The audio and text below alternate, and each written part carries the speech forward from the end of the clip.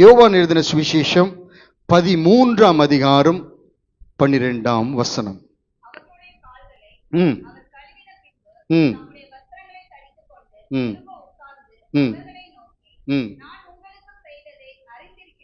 நான் உங்களுக்கு செய்ததை அறிந்திருக்கிறீர்களா? இங்க பார்க்கிறோம், ஆண்டவர் சொல்றார், நான் உங்களுக்கு செய்ததை நீங்கள் பார்த்திருக்கிறீர்களா? அவர்களுக்கு கண்களுக்கு முன்பாக ஆண்டவர் ஒரு காரியத்தை செய்கிறார். செய்துவிட்டு அவரை பார்த்து, நான் செய்த காரியத்தை நீங்கள் பார்த்திருக்கிறீர்களா? தேவ பிள்ளைகள், தேவன் நமக்கு செய்ததை அறிந்திருக்க வேண்டியது மிகவும் மிகவும் அவசியமானது. ஏனென்றால் ஒரு காரியத்தை ஆண்டவர் நமக்கு ஒரு இடுக்கத்திலே ஒரு ஒத்தாசை செய்யும் பொழுது, இன்னொரு இடுக்கம் வரும் பொழுது நாம் பழையதை மறந்து விடுகிறோம். ஐயோ, நான் இதற்குள் போய்விட்டேனே, ஐயோ இப்படி நடந்து விட்டது. ஆனால் ஆண்டவர் நான் செய்ததை, ஆண்டவர் நமக்கு செய்ததை, இதற்கு முன் நம்முடைய வாழ்க்கையிலே தேவன் நமக்கு செய்ததை, நம்முடைய இக்கட்டின் பத்திலே, நம்முடைய நெருக்கத்தின் பத்திலே ஆண்டவர் நமக்கு செய்ததை நீங்கள் பார்த்திருக்கிறீர்களே. சங்கீதம் 138:8 சொல்லப்பட்டிருக்கிறது, நம் யாவருக்கும் அறிந்த ஒரு வார்த்தை, கர்த்தர் எனக்காக யாவையும் செய்து முடிப்பார். இது விசுவாசம். இனி வரப்போகிறது, எனக்காக யாவையும் செய்து முடிப்பார். அது நல்லதுதான், தேவன் மேல் வைக்கிற விசுவாசம். ஆனால் இங்கே ஆண்டவர் சொல்லுகிறார், நான் செய்ததை பார்த்திருக்கிறீர்களா, அறிந்திருக்கிறீர்களா? அப்ப ஆண்டவர் என்ன விரும்புகிறார் என்றால், அவருடைய அன்பு. இதற்கு முன் இந்த சூழ்நிலைக்கு நீ வந்தாயலா, இதற்கு முன் நான் உன்னை எப்படி நடத்தினேன்? நீ அதிலே மூழ்கி போனாயோ அல்லது நீ அதிலே மடிந்து போனாயோ? அல்லவே, உன்னை ஜீவனோடு வைத்திருக்கிறேன் அல்லவா? அப்ப கர்த்தர் செய்ததை நீங்கள் நினைத்திருக்கிறீர்களா அல்லது பார்த்திருக்கிறீர்களா என்று சொல்லப்படுது. இந்த உலக சிநேகம் நம்ம அறிந்திருக்கிறோம், அல்லது உலக மனுஷருடைய அன்பு அல்லது மனுஷனுடைய அன்பு நாம் அறிந்திருக்கிறோம். அது எப்படிப்பட்டது? நம்மிடத்தில் ஒரு காரியம் இல்லை அல்லது கிடைக்காது அப்படின்னு சொன்ன என்னக்கும் போன்ல என்ன சவுண்ட் வரும்?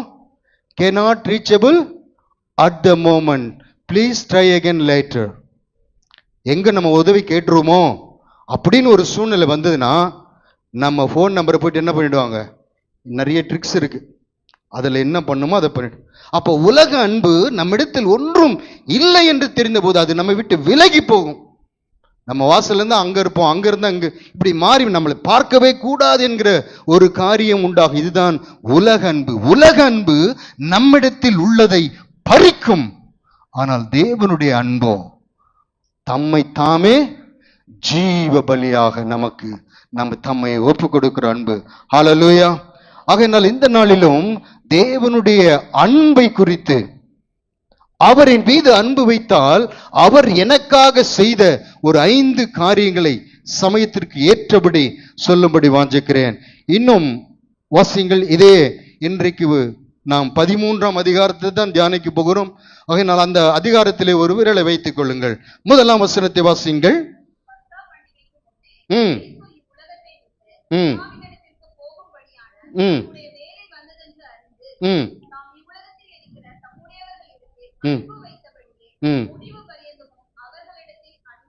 ஆமா, நீங்க பார்க்கிறோம், நாம் ஒரு இடத்திலிருந்து இன்னொரு இடத்திற்கு வீடை ஷிஃப்ட் பண்ணும்போதோ அல்லது ஒரு தேசத்திலிருந்து இன்னொரு தேசத்திற்கு பெர்மனண்டா நம்ம போகிறோம்னா, எல்லா பொருட்களையும் எல்லா காரியங்களையும் கொண்டு போக மாட்டோம்.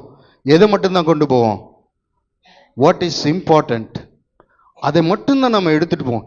எது முக்கியமானது, இது எனக்கு அவசியம், இது என் வாழ்க்கைக்கு மிகவும் அவசியமாயிருக்கிற காரியங்களை மாத்திரம்தான் நாம் கொண்டு போகும். அப்படி போலதான் ஆண்டவர் எங்கிருந்து வந்தார்? பிதாவின் இடத்திலிருந்து வந்தார். இப்ப எங்க போகிறார்? பிதாவின் இடத்திற்கு திரும்பி போறார். ஆனா எங்கே இருந்து வந்தாரோ அதே இடத்திற்கு திரும்பி போகிறதுக்கு முன்பதாக ஆண்டவருக்குள்ளே ஒரு பாரம் என்னவென்றால், தம்முடையவர்களை அவர் விட்டு போகாமல் அவர்களுக்கு ஒன்று செய்கிறார். நான் செய்ததை பார்த்திருக்கிறீர்களே. அப்போ ஆண்டவர் அவர்களுக்கு ஒன்றை செய்தார் அல்லவா? அது எது நிமித்தம் செய்தார்? அன்பின் நிமித்தம். நல்லா பிடிச்சிட்டீங்க பாயிண்ட். அன்பின் நிமித்தம் ஆண்டவர் நமக்கு செய்கிற எல்லாமே எதின் அடிப்படையிலே அவர் செய்கிறார் என்றால் அன்பின் நிமித்தம். நான் வாழ்ந்திருப்பதும் அன்பின், சில வேளைகளிலே தாழ்ந்திருப்பதும், நான் எழுந்திருப்பதும், சில வேளைகளில் தடுக்கி விழுவதும் அன்பின் நிமித்தம். அப்போ அதுல சிலவற்றை நமக்கு கற்றுக் கொடுப்பார். வாழ்ந்திருக்கும் பொழுது ஆண்டவரை வாழ்த்துகளாகும், தாழ்ந்திருக்கும் போது ஆண்டவரை தூஷிக்கிறளாக காணப்படக்கூடாது. அவர் அன்பு நிமித்தம். இன்னும் நீங்கள் செப்பனியா 3:17 வாசிங்களேன். அன்பு அன்பு ஆண்டவருடைய இருதயத்தில் வந்துருச்சுன்னா அவர் என்ன பண்ணுவார் என்பதை அதில் சொல்லப்பட்டிருக்கு. வாசிங்கள் செப்பனியா 3:17. இருக்கிறார், வல்லமில்லவர். ஆண்டவர் நல்லா கவனிக்க இந்த வார்த்தை. அவர் உன் பேரில் சந்தோஷமாய் மகிழ்ந்து தம்முடைய அன்பு நிமித்தம் அமர்ந்திருப்பார். பேசவே மாட்டார். தம்முடைய அன்பு நிமித்தம் என்ன பண்ணுவாரோ பேசவே. இதை நம்ம விளங்கிக்கொள்ள. நம்முடைய பிள்ளை நாம் ஒரு இடத்துல உட்கார்ந்து இருக்குன்னு வச்சுக்க, சின்ன பிள்ளை நம்மகிட்ட வந்து விளையாடும், தன்னுடைய அன்பை வெளிப்படுத்தும். அப்போ எதனா நம்ம சொல்லுவோமா? சொல்ல மாட்டோம். வார்த்தை இருக்காது. பார்க்கலாம் என்ன பண்ணுதுன்னு பார்க்கலாம். அமர்ந்து இருக்கிறது அன்பு நிமித்தம். சில வேளையில பேச மாட்டார் ஆண்டவர். ஆச்சரியமா இருந்தது அந்த வசனத்தை. அன்பு நிமித்தம் அவர் அமர்ந்திருப்பார், நம் நடுவே அவர் அமர்ந்திருப்பார். தேவனுடைய அன்பு அது எதனோடையும், இந்த உலகத்தில் இருக்கிற எந்த காரியத்திலையும் அதை கம்பேர் பண்ண முடியாததுதான் அவருடைய அன்பு.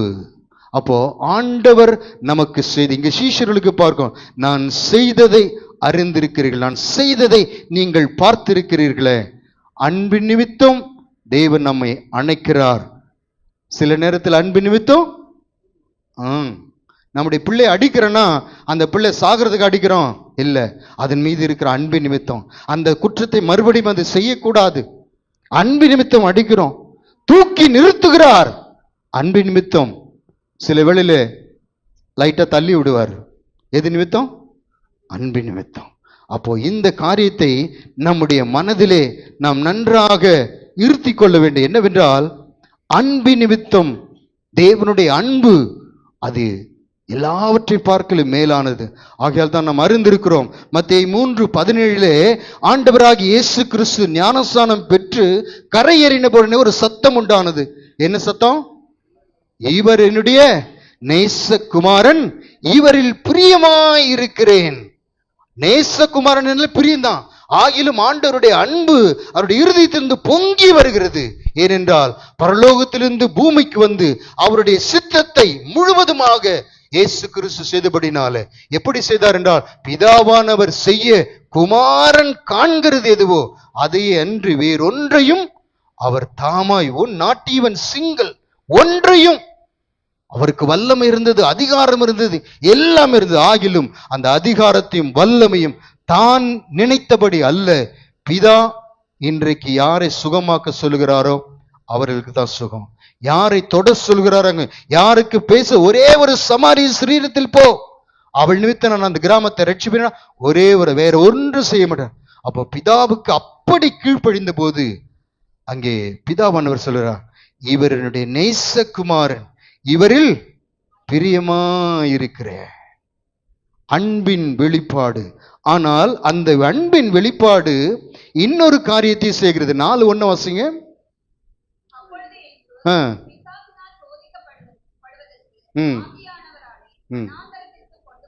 இது எது நிமித்தம் வந்தது? இப்பதான் முன்னாடி வசனம் வாசித்தோம். இவர் என்னுடைய நேசகுமாரன், இவரில் பிரியமாயிருக்கிறேன், எனக்கு சித்தமானவைகள் எல்லாம் இவர் செய்கிறார்.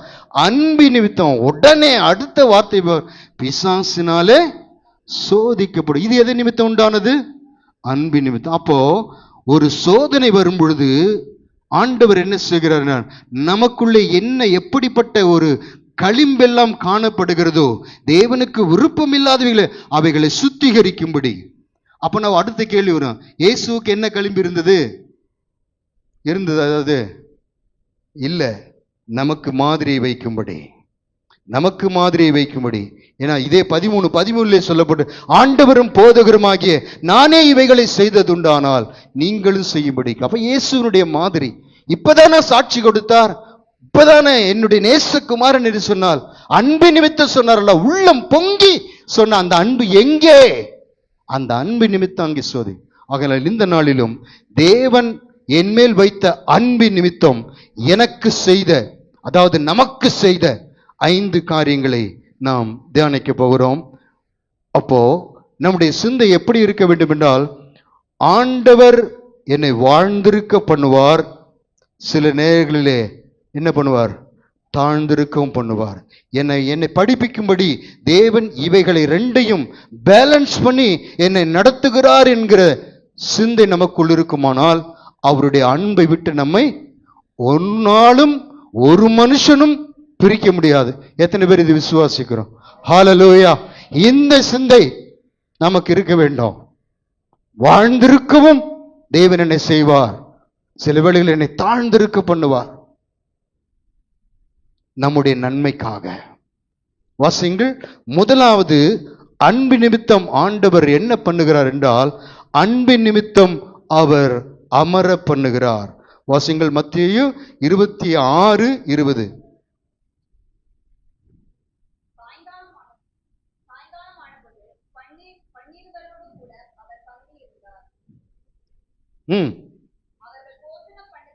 இல்ல, மறுபடியும் அந்த வசனத்தை 20 வாசிங்க. ஆமா, நீங்க பார்க்கிறோம், 12 கூட அவர் பந்தி இருந்தார். அந்த கூட என்கிற வார்த்தையை முக்கியப்படுத்த விரும்புகிறேன். எத்தனை பேர் நம்முடைய துன்பத்தின் கூட இருப்பாங்க?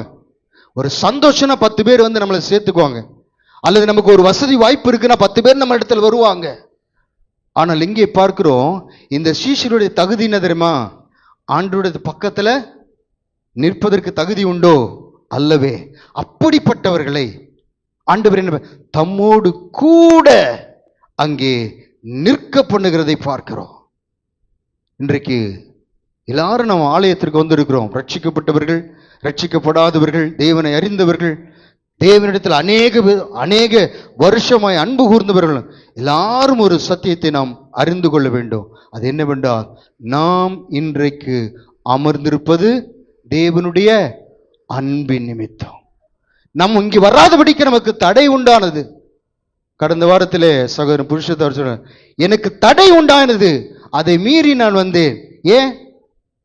அன்பு, தேவனுடைய அன்பு அமர்ந்திருக்க ஒட்டவில்லை.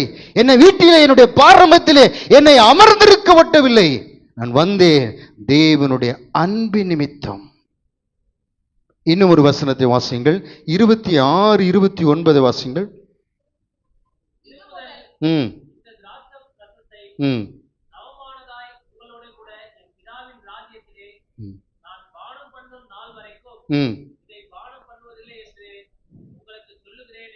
ஆமென்.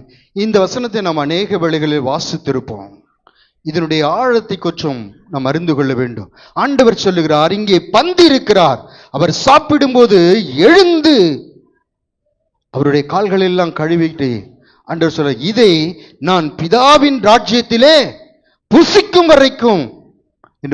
அப்போ இந்த பந்தி, கர்த்தருடைய பந்தி, யார் அங்கே காணப்படுவார்கள் என்றால், இங்கே யார் அவரோடு கூட பந்தியில் அமர்கிறார்களோ அவர்களுக்கு தேவன் வைக்கிற ஸ்லாக்கியம், தேவன் கொடுக்கிற ஸ்லாக்கியம் என்னது? அங்கே பந்தி. நான் பிதாவிடத்தில் அங்கே பந்தி இருக்கும் வரைக்கும் என்று சொல்லப்பட்டிருக்கிறது. அப்போ கர்த்தருடைய பந்தியில நாம் அமர வேண்டும். அதற்கு அநேக தடைகள் வரும். அன்றைக்கு தான் வேற ஏதோ காரியம், முக்கியமான காரியம் என்று அநேக நம்ம நெருக்கிற காரியங்கள், எப்படியும் நீர் அதில் அமரக்கூடாது என்பதை சாத்தான் உறுதியாக இருந்து அநேக தடைகளை நமக்கு கொண்டு வருவான்.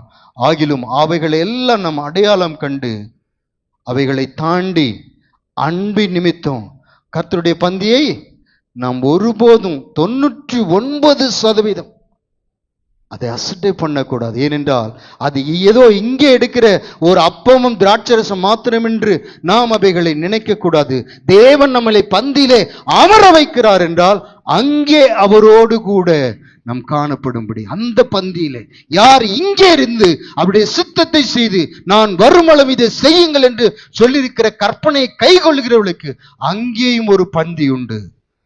ஆட்டுக்குட்டியானுடைய கல்யாண விருந்துக்கு அழைக்கப்பட்டவர்கள் பாக்கியவான்கள் என்று எழுது. அப்போ இந்த கர்த்தருடைய பந்தியை நாம் அசட்டை அதிலே தேவன் அன்பு நிமித்தம் நம்மை அமர பண்ணுகிறார்.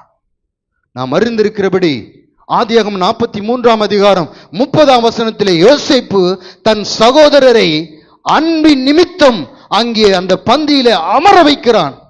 எல்லாரையும் அமர வைக்கிறான். அது வாசிங்கள் 30. யோசேப்பின் உள்ளம் தன் சகோதரனுக்காக பொங்கினபடினால்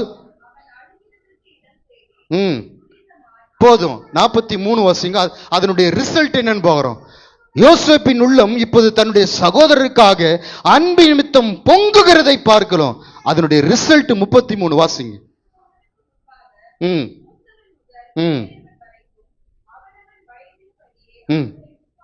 ஆமா, போதும். அமர பண்ண உட்கார வைத்தா அமர பண்ணுகிறது. அவர்களுடைய வயதின்படியே பின்வரும் அதுக்கு அவர்களுக்கு ஆச்சரியமாய் இருந்தது என்று பாருங்க. வயதின்படியே அமர பண்ண தன்னுடைய சகோதரருக்காக உள்ளம் அன்பினாலே பொங்கினபடினாலே அவர்களுடைய பந்தியிலே அமர பண்ணினா. அப்படி போலவே கர்த்தராகிய கிறிஸ்து நம் ஒவ்வொருவரும் எங்கோ கிடந்தோம், கர்த்தருடைய பந்தியில் பிரவேசிப்பதற்கு அல்லது பந்தியிலே அவரோடு உட்காருவதற்கு பங்கெடுப்பதற்கு நாம் தகுதி இல்லாதவர்கள் ஆகிலும் யோசேப்பின் உள்ளம் எப்படி தன் சகோதரருக்காக பொங்கினதோ அப்படி போல என்றது பார்க்கலாம். அதை பார்க்கிலும் அதிகமாய் ஆண்டவருடைய அன்பு என் மேல் பொங்கினபடினாலே நம்மை கர்த்தருடைய பந்தியிலே அமர பண்ணினார். ஹல்லேலூயா, ஹல்லேலூயா. இன்னும் ஒரு வசனத்தை வாசியுங்கள். சங்கீதம் 40:2. நான் எப்படிப்பட்ட சூழ்நிலையிலிருந்து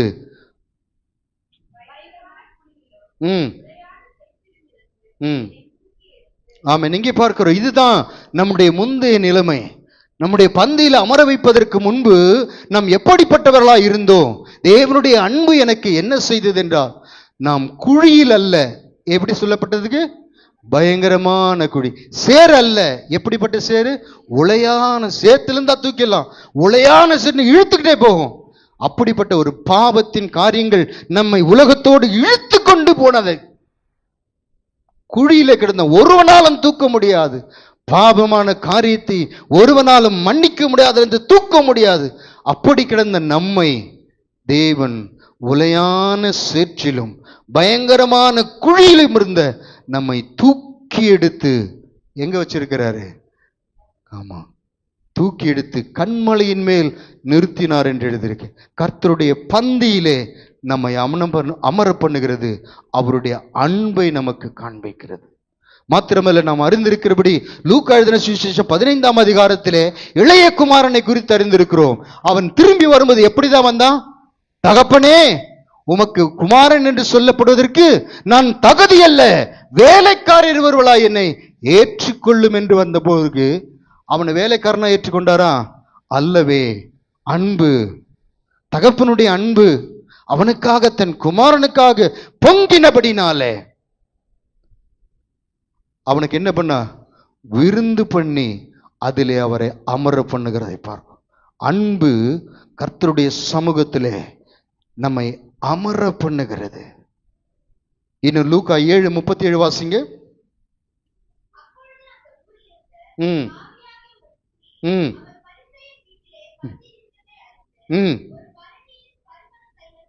போதும், இது நமக்கு தெரியும், இந்த சம்பவம் நமக்கு தெரியும். அங்கே பார்க்க ஒரு பாவியான ஸ்திரீ, சீமோன் என்கிற அந்த பரிசேயனுடைய வீட்டிலே ஆண்டவர் பந்தி இருக்கும் பொழுது அவள் பாவியான ஸ்திரீ அந்த வீட்டுக்குள் பிரவேசித்து நளதம் என்னும் தைலத்தை உடைத்து தன் தலைமயிரினால் அதை தன் கண்ணீரால் நனைத்து தன் தலைமயிரால் துடைக்கிறதை பார்க்கிறோம். இங்கே கவனிக்க வேண்டியது, இவளுக்கு அந்த வீட்டில் எப்படி இடம் கிடைச்சது? ஆண்டவர் அந்த வீட்டுக்குள்ள இருந்தபடினால்தான். இல்லைன்னா யூதர்கள் ஒரு பாவியான ஸ்திரியை வீட்டுக்குள்ள விட மாட்டாங்க. அப்போ நமக்கு இடம் கிடைத்தது, அவருடைய பாதத்திலே அமரும்படி நமக்கு பெற்ற சாக்கியம் தேவனுடைய அன்பு. இயேசு மட்டும் இல்லைனா அந்த ஸ்திரியானவளை அங்கே விட்டிருக்க மாட்டார்கள். அவள் யோவான் இருக்கிறான், பேதுரு இருக்கிறான், யாக்கோபு இருக்கிறான் என்பதனாலே உள்ள விடல. யார் இருக்கிறதுனால? இயேசு இருக்கு. அப்படி போல நமக்கு யோவான் இருக்கிறார், பேதுரு இருக்கிறார், யாக்கோபு இருக்கிறதுனால நாம் இங்கே வந்து அமர்ந்திருக்கவில்லை. யார் இருக்கிறதுனால? கிறிஸ்துவும் அவருடைய அன்பும். ஹல்லேலூயா. நான் இன்றைக்கு கர்த்தருடைய சபையிலே அமர்ந்திருப்பது அவர் என் மேல் வைத்த அன்பின் நிமித்தம். அவர் என்னை அமர பண்ணிருக்கிறார். ரூத்தினுடைய வாழ்க்கையிலே பார்க்கிறோம். அவள் பார்த்த உடனே தெரியும் மோவாபு ஸ்திரீ என்று. அவள் அந்த போவாசனுடைய நிலத்திற்கு போனது திருப்தி அடைவதற்கா? இல்ல, பட்டினி பசியை தீர்ப்பதற்கு. பசியை, தன் வயிற்றை எப்போ ஒருவேளையாவது எனக்கு ஆகாரம் கிடைக்குமோ என்று பார்க்கும்படி நான் போகிறேன் என்று சொல்ல பொழுது போவாசனுடைய கண்களிலே அவளுக்கு தயவு கிடைக்கிறதை பார்க்கிறோம். கடைசியாக அவளுடைய வாழ்க்கையில சம்பவித்தது என்னவென்றால், போவாசனுடைய கண்களிலே தயவு கிடைக்கிறது. அவளை குறித்த ஒரு அன்பை தேவன் அங்கே கட்டளையிடுகிறதை பார்க்கிறோம். ரூத் 2:14 பிற்பகுதி வாசிங்கள்.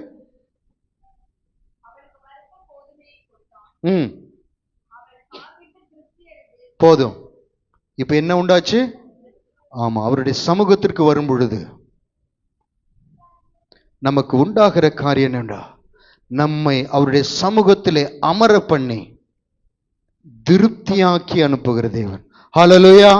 நீ வந்த வண்ணமாய் அல்ல, உன் பசிக்காக நீ வந்திருக்கலாம். இங்கே ரூத் அப்படிதான். நான் ஏதாவது கிடைக்குமா, அந்த நேரத்தில் நான் பொறுக்கிக் கொள்ள போகிறேன். அப்படி அல்ல, அவள் பொறுக்கிக் கொள்ள போனால் அவளுக்கு என்ன பண்ணது? தேவ கிருபையினாலே கொடுக்கப்பட்டது. நீ அவள் அதாவது எஃபர்ட்லெஸ். பொறுக்கிறதுக்கு எஃபர்ட் போடணும், வாங்கிக்கிறதுக்கு எஃபர்ட் இல்லை, கொடுத்தா வாங்கிக்கலாம். அப்படி போனவளுக்கு போவாசுடைய கண்களிலே இரக்கம் பண்ணி அவருடைய சமூகத்திலே அமர பண்ணி, அவர் எப்படி அனுப்பும் பொழுது அவர் எப்படி அனுப்புகிறார் என்றால் அவர் திருப்தியாக்கி அனுப்புகிறவர். ஹல்லேலூயா. உங்களை என்னை தேவன் அப்படிதான் அவருடைய சமூகத்துக்கு வருகிற யாவரும் ஒரு நாள் வந்த வண்ணமாய் அல்ல, தாகத்தோடு வருகிறவர்கள், ஆண்டவரை என் பசி போக்க வேண்டும் என்று வந்தவர்களை வந்த வண்ணமாய் அல்ல, பசியை மாத்திரமல்ல, அவர் திருப்தியாக்கி. அப்ப அவருடைய சமூகத்திற்கு வருகிறவர்களுக்கு கிடைக்கிற விசேஷம் என்னவென்றால் அவர்கள் திருப்தியாக்கப்பட்டு அனுப்புவார்கள். இன்னும் தாவீதுடைய இருதயம் பொங்கினபடினாலே, யோனத்தானுக்காக அவன் இருதயம் பொங்கினபடினாலே, யோனத்தான் இப்பொழுது மரித்து போனான். அவனுக்கு ஒரு குமாரன் உண்டு. அவன் பேர் என்னது? மேவிபோசேத். அவன் எங்க இருக்கிறான் இப்போ? எருசலேமுக்குள்ளேயா? இல்ல. பிரமாணம் என்ன சொல்லுது? முடவனும் சப்பானியும் நகரத்துக்குள் வரக்கூடாது. அவனை குறித்து கேட்கிறான், யாராவது இருக்கிறார்களா? சவுலின் நிமித்தம் தயை பெறுவதற்கு அவன் குடும்பத்தில் யாராவது இருக்கிறார்களா? என்னுடைய சமூகத்தில் உட்கார பண்ணுவதற்கு யாராவது இருக்கிறார்கள் சொல்றான். ஷீபா சொல்றான், ஒருத்தர் இருக்கிறான், ஆனா is not worthy to sit on your table. இருக்கிற ராஜாவே, ஆனால் அவன் 2 கால்களும் முடமானவன். மாத்திரமல்ல, அவன் நகரத்திற்குள்ள அல்ல, அடுத்த வீட்டிற்கு அல்ல, அரண்மனைக்கு அப்பால் அல்ல, அவன் நகரத்திற்கு புறம்பே ஒரு இடத்தில் இருக்கிறான். ராஜா சொல்லுகிறான், அவனை அழைத்து வா. அழைத்து வரும்போது எல்லாரும் விட்டுட்டு இருப்பாங்களா? சொல்லுங்க. பிரமாணத்தை அப்ளை பண்ணுவான். பரிசேயெல்லாம் பிரமாணத்தை அப்ளை பண்ண என்ன பண்ணிருப்பாங்க? தண்டுதல் பண்ணிருப்பான், தடுத்திருப்பான். அப்ப ஒரே ஒரு வார்த்தை தான் சொல்லப்பட்டிருக்கு. என்ன சொல்லப்பட்டிருக்கோம்? ராஜா, ராஜா, ராஜா. நமக்கு கூட அப்படிதான். தகுதி இல்லாதவர்கள். வேதம் சொல்லுகிறது, இஸ்ரவேலின் காணி ஆட்சிக்கு புறம்பானவர்கள், புறஜாதிகள். ஆனால் ஒரே ஒருவரால் நாம் உள்ளே கொண்டு வரும். யாரு? ராஜா, இயேசு ராஜா. அவருடைய அன்பை உணர்ந்து கொள். நாம் இன்றைக்கு கர்த்தருடைய சமூகத்திலே அமர்ந்திருப்பது கர்த்தர் நம்மேல் வைத்த அன்பு. ஹல்லேலூயா. 2வது, கர்த்தர் என்பதில் வைத்த அன்பினாலே அவர் எனக்கு என்ன செய்கிறார்? 13:3 வசிங்கள்.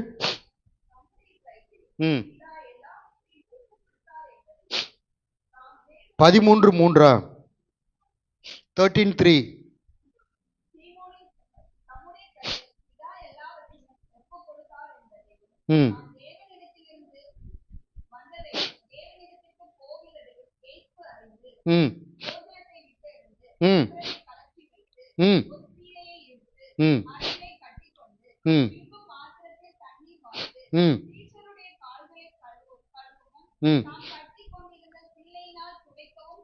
போதும்.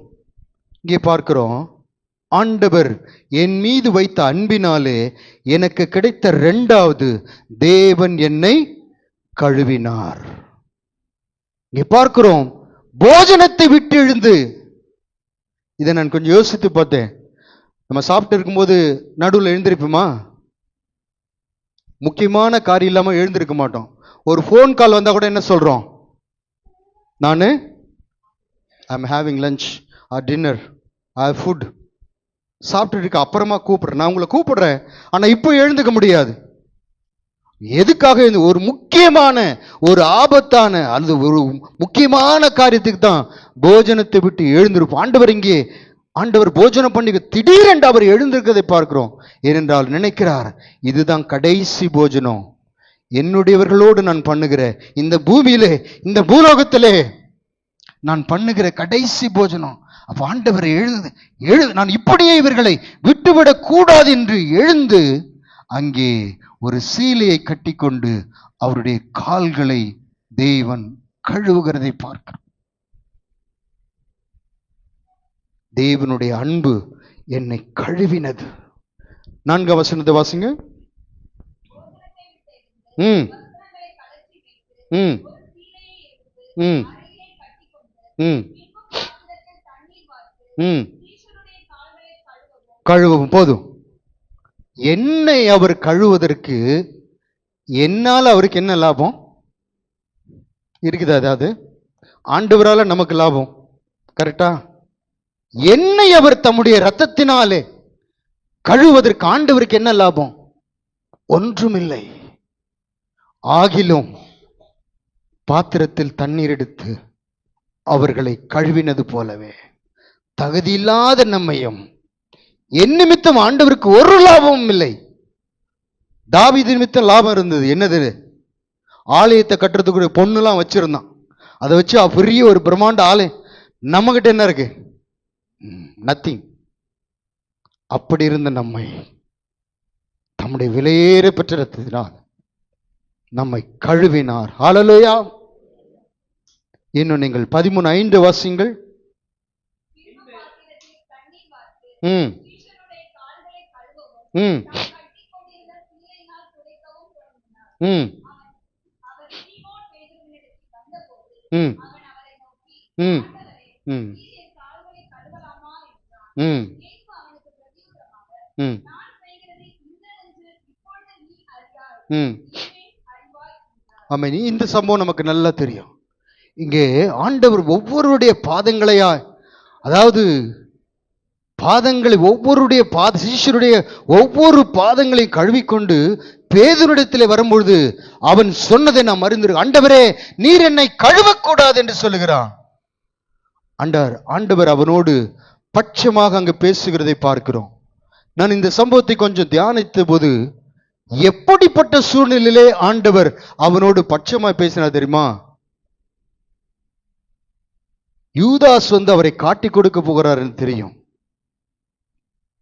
அப்படிப்பட்ட சூழ்நிலையிலே அவர் எங்கே இருந்து பேசுகிறார்? இந்த கான்வர்சேஷன் எங்க நடக்குது?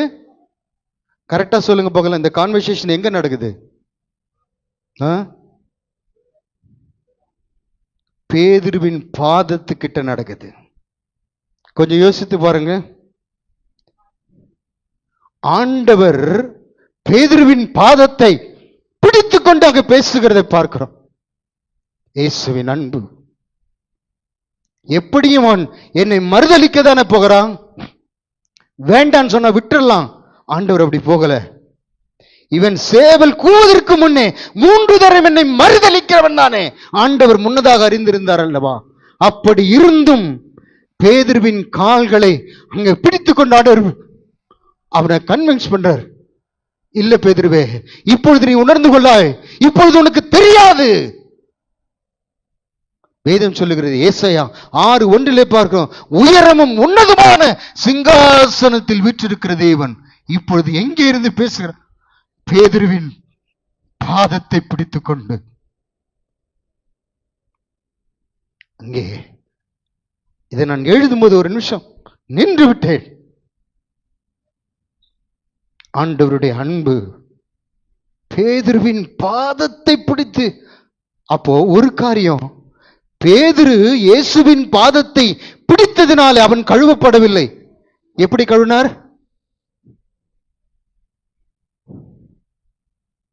பேதுருவின் பாதத்தை இயேசு பிடித்ததினாலே அங்கே கழுவப்பட்டோம். அப்படி போல நாம் தேவனை அறிந்து கொள்ளவில்லை. நாம் நம்முடைய மனசும் கால்களும் விரும்பின இடத்திற்கு ஓடினோம். தேவன் நம்முடைய பாதத்தை பிடித்து நம்மை கழுவினார் அல்லவா? எத்தனை பேர் கழுவப்பட்டவர்கள்? ஹல்லேலூயா! அவருடைய அன்பிற்கு அளவில்லை. அவர் எங்கிருந்து அதை செய்கிறார்? பேதுருடைய கெஞ்சுகிறதை போல ஆண்டவர் அங்கே பேசுகிறது. நாம் மறந்து என்ன செஞ்சிருப்போம்?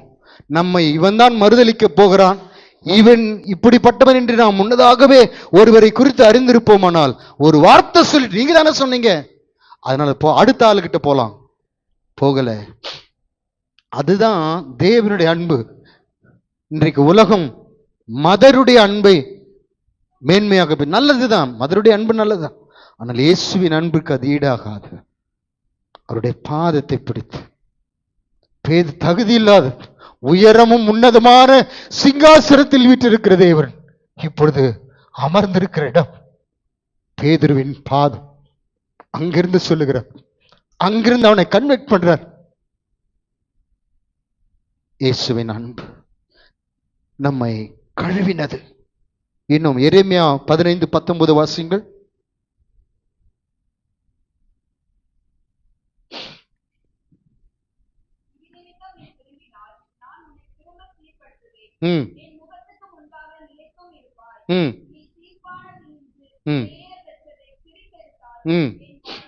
ஆமா, என் கால் போல் இருப்பேன் ஆண்டவர் சொல்ல, தீர்ப்பானது நின்று இப்படி உன்னை நேசித்து உன் பாதத்தை பிடித்து தம்முடைய இரத்தத்தினாலே உன்னை சுத்திகரித்தவரை விட்டு விட்டு நீ தீர்ப்பானதற்கு பின்பாக உன் கால்கள் ஓடுமோ?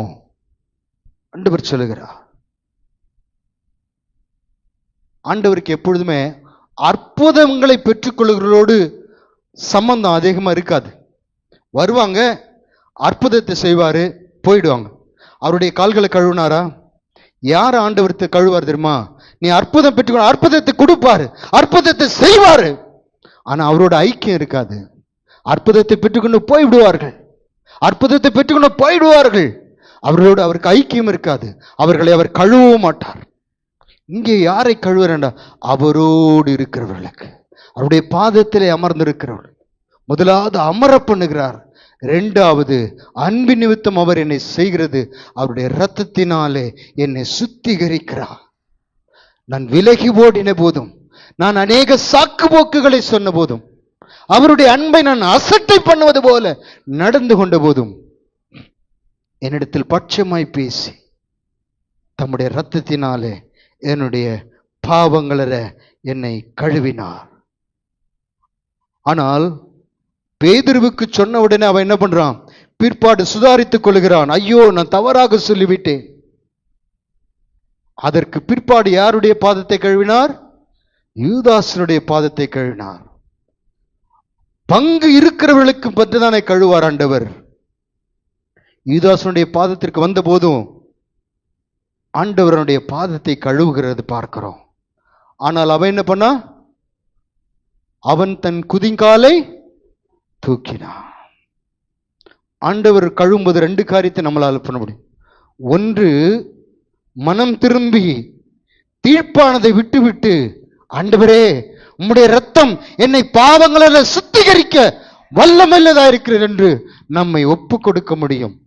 இரண்டாவது, அவர் பாதங்களை கழுவும் பொழுது தன் குதிக்காலை தூக்கினான். கழுவிட்டோம். அடுத்த வசனமே பாருங்க. அவனுக்குள் சாத்தான் புகுந்தான். அவன் ஓடி போய் ஆண்டவரை காட்டி கொடுக்கிறதை பார்க்கிறான். அப்போ ஆப்ஷன் நம்ம கிட்ட தான் இருக்குது. அவர் நம்மை கழுவி விட்டார். இனி பாவத்தை வெறுப்பதும் பாவத்திற்கு பின்னாக யூதாசை போல ஓடினதும். 2 பேருடைய நிலைமையை நீங்க கொஞ்சம் சோதித்து பாருங்க. பேதுரு பிரதான அப்போஸ்தலனாய் ஏற்படுத்தப்பட்டான். யூதாஸ் சொல்லுங்க 4 கொண்டு. அப்போ ஆப்ஷன் நம்ம கிட்ட தான் இருக்குது. அவனும் தன்னை அந்த நேரத்திலே ஒப்பு கொடுத்திருப்பானால் ஆண்டவர் அவனுக்கு டைம் கொடுத்து பார்க்கிறார். இவன் என்னை காட்டி கொடுக்கிறவன் தானே, நீ போ, நான் அவசியம் இல்லை உன்னை கால் கழுவ. ஆண்டவர் கால்களை கழுவும் பொழுதே அவன் உணர்ந்திருக்க வேண்டும். ஐயோ, இவரையா நான் காட்டி கொடுக்க போகிறேன், நான் காட்டி கொடுக்க போகிறேன், இவரா, எத்தனை அன்புள்ள தேவனை நான் காட்டி கொடுக்க போகிறேன் என்று அவன் அங்கே மனம் திரும்பி இருக்க வேண்டும். ஆனால் அவனோ கடைசி வரைக்கும் திரும்பவே இல்லை. வார்த்தையை கேட்டுக்கொண்டிருக்கிற கர்த்தருடைய ஜனமே, நீ இன்னும் எத்தனை நாள் தேவனை அசட்டை பண்ணி இன்னும் உன் குதிங்காலை தூக்கி நீ ஓடுகிறதிலே, பாவத்திற்கு பின்னாக ஓடுகிறதிலே, ரட்சிப்புக்கு உன்னை ஒப்புக்கொடாமல் உலக சிற்றின்பத்திற்கு ஓடுவாயோ? அன்றைக்கு பேதுருவின் கால்களை பிடித்து ஆண்டவர் அவனை கழுவினார்.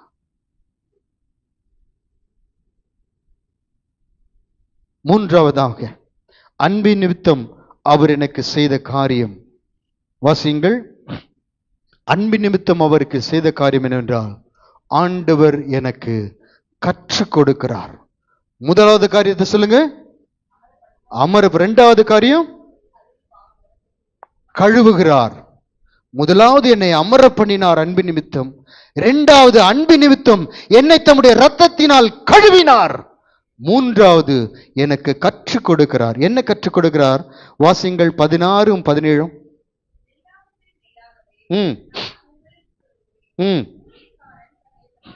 இல்ல, யோவான் 13 16 17. வாசிங்க.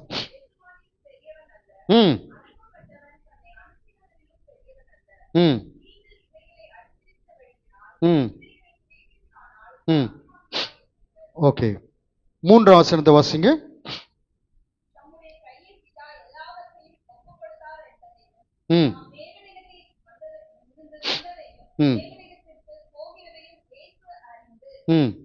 போதும்.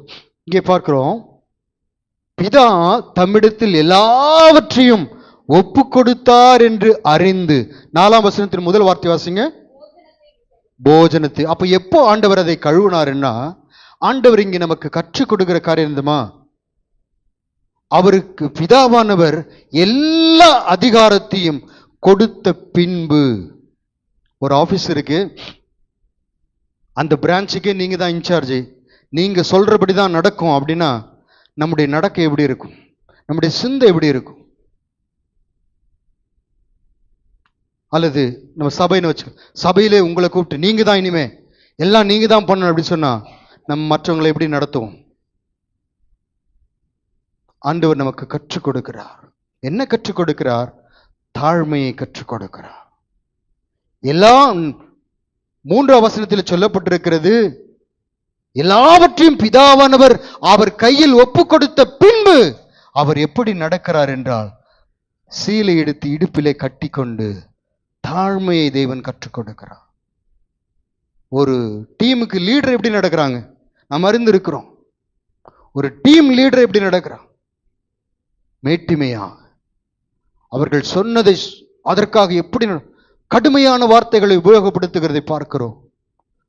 அப்போ கர்த்தர் நமக்கு ஒரு காரியத்தை, நம்முடைய வாழ்க்கையிலே ஒரு உயர்வை கொடுக்கும்போது, சாதாரணமாக இருக்கும்போது நமக்கு ஒரு இஷ்யூவே இருக்காது. சாதாரணமாக இருக்கும்போது வழியில் யாராவது நம்மளை பார்த்து அந்த கல்யாணத்துக்கு வந்துருங்க சொன்ன என்ன பண்ணுவோம்? போவோம். ஒரு ஸ்டேட்டஸ் வந்துருச்சுன்னா அதுக்கப்புறம் என்ன பண்ணுவோம்? வழியில் சொன்னாங்கன்னா போக மாட்டோம். ஏன்? நமக்கு ஒரு ஸ்டேட்டஸ் வழியில் பார்த்து சொல்லிட்டாங்க. வீட்டுக்கு வந்து கொடுத்துருக்கணும்ல, ஏதோ ஒரு அவசர நிமித்தம் அல்லது வேலை பலு நிமித்தம் அப்படி செய்திருந்தாலும் அதை நாம் மன்னிக்கிறது இல்லை. ஆண்டவர் கற்றுக் கொடுக்கிறார். எல்லா அதிகாரத்தையும் பிதாவானவர் அவருக்கு கொடுத்த பின்பு, வசனம் தெளிவா இருக்கு, எல்லாருடைய பைபிளையும் பாருங்க. கொடுத்த பின்பு நாம் எப்படி ஆண்டவர் நமக்கு கற்றுக் கொடுக்கிறார். ஒரு அதிகாரத்தை நாம் கொடுக்கும் பொழுது, ஒரு டீம் லீடரோ அல்லது ஒரு வேறு எந்த காரியமோ, அது ஆவிக்குரிய காரியமோ உலகத்தின் காரியமோ, நம்ம எப்படி நடந்து கொள்கிறோம்? ஒரு சீலை எடுத்துக்கொண்டு, ஆண்டவர் அதுக்கு தான் சொன்னார், மத்திய 11:28 நமக்கு தெரியும், வருத்தப்பட்டு பாரம் சுமக்கிறவர்களே எல்லாரும் என்னிடத்தில் வாருங்கள், நான் சாந்தமும் மனத்தாழ்மையுமாயிருக்கு. மனத்தாழ்மை என்ன தெரியுமா? என்னை விட மற்றவங்க பெஸ்ட்னு நினைக்கணும், அதுதான். அவங்கள பார்க்கல நான் தான் பெஸ்ட் நினைக்கிறேன், அது மேட்டிமே. மனத்தாழ்மை அப்ரிவேஷன் என்னன்னு கரெக்டா நீங்க பார்த்தா, அதனால தான் ஒருவர் தங்களிலும் மேன்மையானவர்களாக என்ன கடவுள். பிலிப்பு 2:3 வாசிங்க, சீக்கிரம் வாசிங்க. அதுதான் வாசிங்க. செய்யாமல், அங்கே ஆண்டவர் பார்க்கிறோம், ஒன்றையும் அவர் வாதினாலாவது பெருமையினாலாவது செய்யாமல்,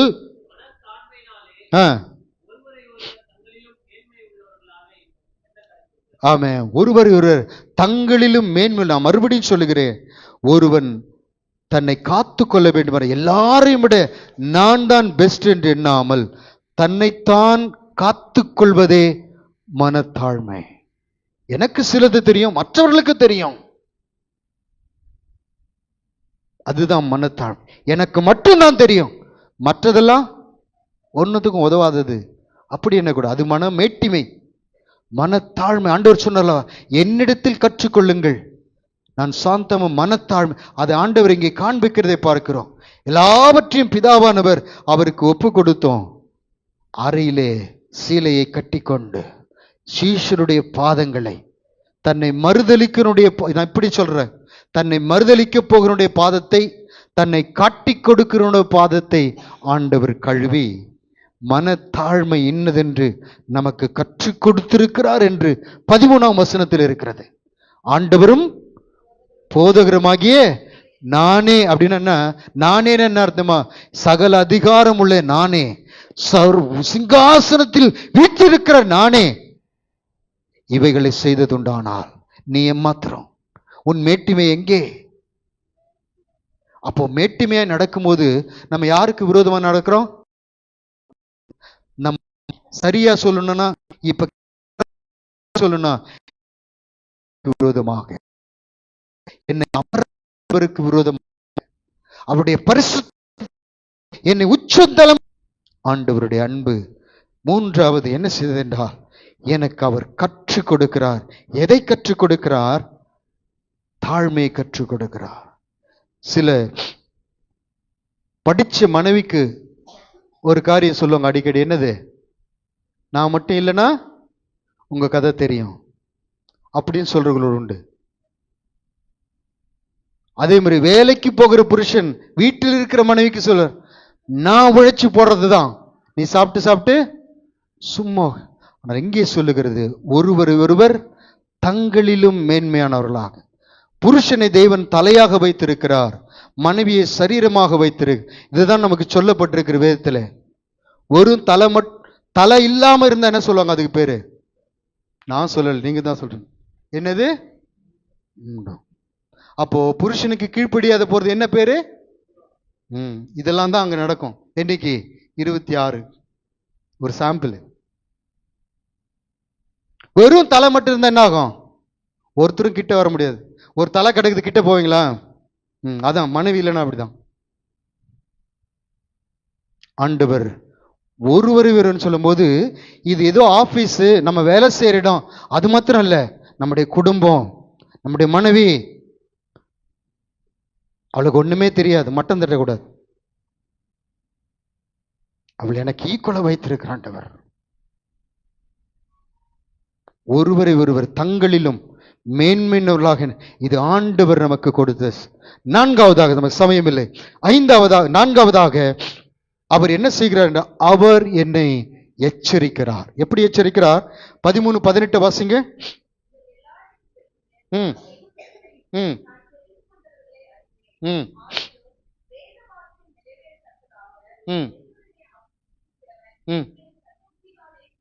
ஆமென். இங்கே பாரு, நாம யார் குதிங்காலை தூக்கினது என்று நாம் அறிந்திருக்கிறோம்.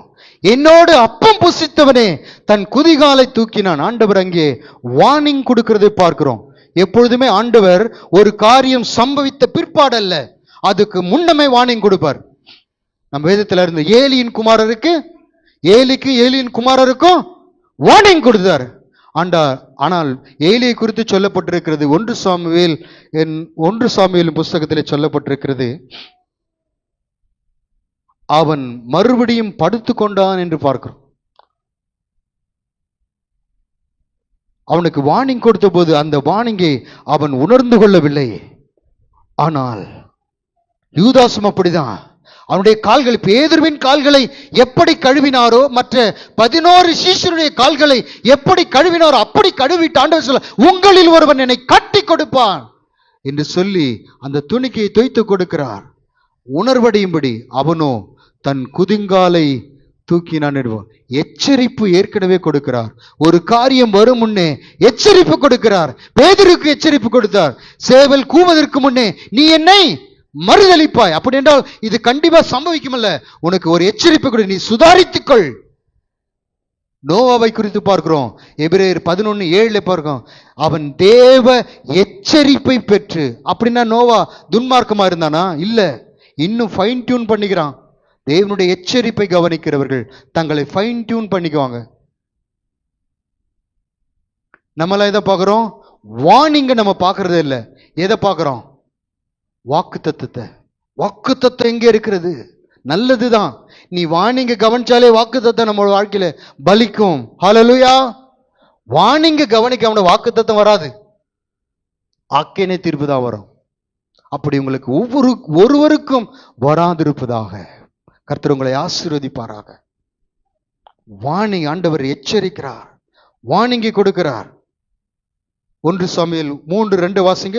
ஏலி என்ன பண்ணான்னு இருக்கு பாருங்க. ம் ம் ம் ம் ம் ம் ம் போதும். இந்த சம்பவம் நம்ம பின்வரும் வசனங்கள் இருக்கிறது. அவனுக்கு வார்னிங் கொடுக்கிறார் ஆண்டவர். வார்னிங் கொடுத்தோம். பின்னுள்ள வசனங்களிலே அவன் படுத்து கொண்டான் என்று எழுதப்பட்டிருக்கிறது. சும்மா பேருக்கு அவங்க பிள்ளைங்களை கூப்பிட்டு சொல்றான், கண்டிப்பா சொல்லாம இப்படி நான் கேள்விப்படுறேன் பார்த்துக்குங்க அப்படின்னு அப்படி ஒரு நயம், ஒரு பாலிஷ் போடுற மாதிரி தான் பேசினான் ஏலி. பார்க்குறோம், வார்னிங்கை கவனிக்கவில்லை. ஆனால் இந்த வார்னிங் வர நேரத்தில், அல்லது வார்னிங் வருவதற்கு முன்பதாக, அல்லது நான் இப்படி சொல்லுவேன், தினந்தோறும் நாம் செய்ய வேண்டிய ஒரு ஜெபம் உண்டு. அது என்னதுமா? சங்கீதம் 139:24. வேகமா வாசிங்க. 139:24.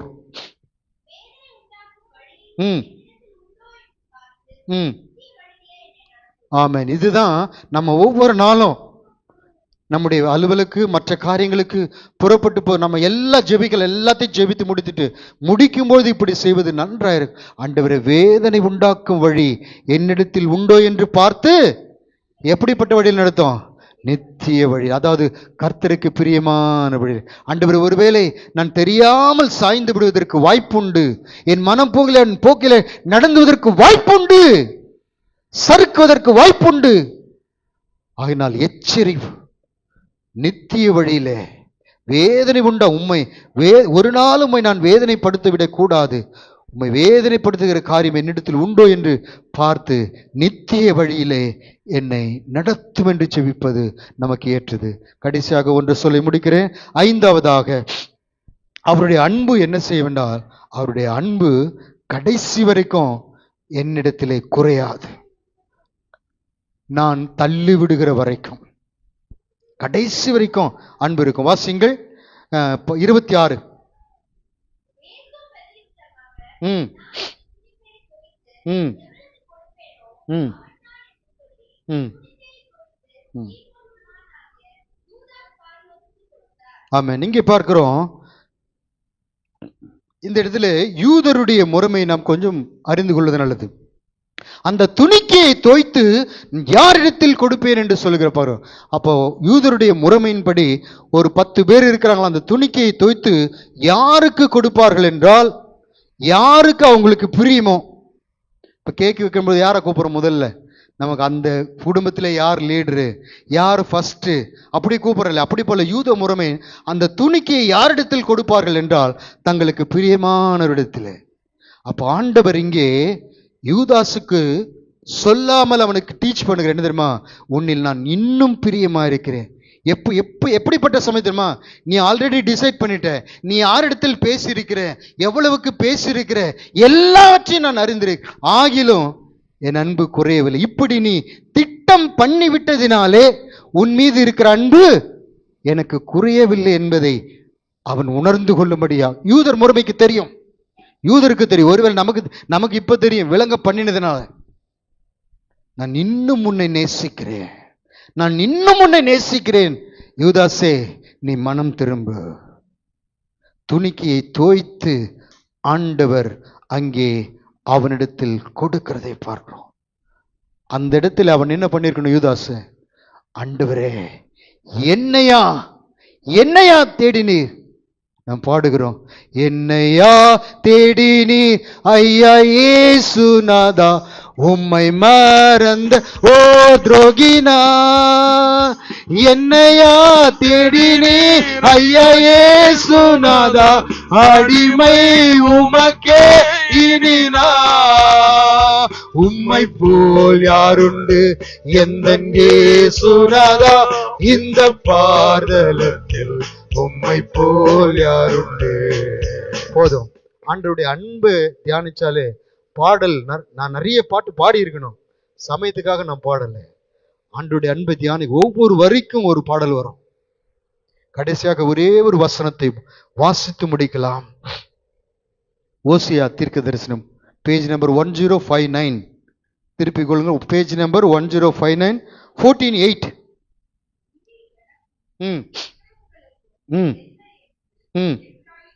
எப்பிராயிம் கர்த்தரால் தெரிந்து கொள்ளப்பட்டவன், இனி எனக்கும் விக்கிரங்களுக்கும் என்ன என்று எப்பிராயிம் சொல்லும். அப்படி என்னதுமா? கர்த்தருடைய அன்பை அறியாததற்கு முன்பு திருப்பி போடாத அப்பமாக இருந்தான் எப்பிராயிம். ஆனால் ஆண்டவருடைய அன்பை அவனுக்கு விவரித்து சொன்ன போது, இப்படிலாம் ஆண்டவர் உனக்கு செய்திருக்கார்பா, உன்னை அமர பண்ணியிருக்கிறார், உன்னை கழுவி இருக்கிறார், உனக்கு கற்றுக் கொடுத்திருக்கிறார், உன்னை எச்சரிக்கிறார், உனக்கு உன்மேல் இருக்கிற அன்பு கடைசி வரையும் குறையாக இருக்கிறது என்று சொன்ன போது, எப்பிராயிம் தேவனால் பிரித்தெடுக்கப்பட்ட பின்வாங்கி போனவன் சொல்லுகிறான், இனி எனக்கும் விக்கிரங்களுக்கு என்ன? அதாவது தான் செய்த பாவத்தை சீ போ என்று வெறுத்து அங்கே தேவனோடு ஒப்புரவாகிறதை பார்க்கிறோம். இந்த காலவெளியிலும் உங்களை பார்த்த ஒரு கேள்வி, இந்த கேள்வியோடு நான் முடிக்க விரும்புகிறேன். சவுல் என்று சொல்லப்பட்ட பவுல் கையிலே நிருபத்தை வைத்திருக்கிறான். எதற்கு? தேவனுடைய சபையை அழிக்கும்படிக்கு. தமஸ்குக்கு போகிற வழியிலே தேவனுடைய அன்பு அவனை சந்திக்கிறது.